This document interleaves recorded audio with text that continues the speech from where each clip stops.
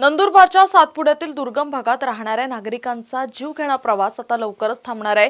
ST bus नसल्यामुळे येथील नागरिकांना खासगी वाहनांच्या छतावर बसून प्रवास करावा लागतोय। या गंभीर समस्येकडे शिवसेनेचे आमदार चंद्रकांत रघुवंशी यांनी विधान परिषदेत लक्ष वेधलंय। यावर तात्काळ पावलं उचलत परिवहन मंत्री प्रताप सरनाईक आणि सातपुड्याच्या दुर्गम आणि घाट रस्त्यांसाठी लवकरच मिनी बस सुरू करण्याचं आश्वासन सभागृहात त्यांनी दिलंय। त्यामुळे दुर्गम भागातील जनतेला लवकरच मोठा दिलासा मिळणार आहे। माझी आपल्यालाही विनंती आहे की माझ्या जिल्ह्यामध्ये नंदुरबार आणि धुळे जिल्हा मिळून मी एकटाच विधान परिषदेचा सदस्य आहे, त्याच्याप्रमाणे मला थोडी संधी देत चला एवढीच हात जोडून विनंती आहे।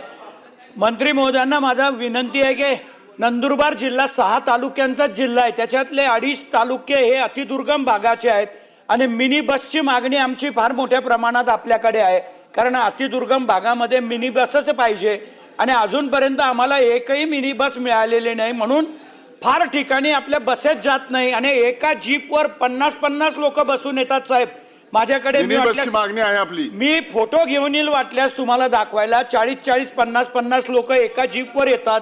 तर माझी विनंती आहे मिनी बसेस लवकरात लवकर नंदुरबार जिल्ह्याला आपण देणार का? विविध प्रक्रियेची कार्यवाही सजेशन फॉर ऍक्शन हो आपण अगोदर उत्तर दिलेलं आहे। बसेस येतील।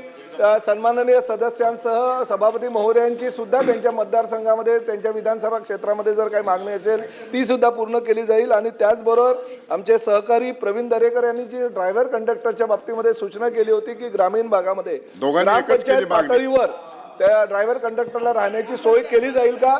100% सोय केली जाईल। ड्रायव्हरांना जास्तीत जास्त आणि कंडक्टरना सुविधा देण्यासाठी एसटी महामंडळ प्रयत्नशील आहे। प्रश्न उत्तर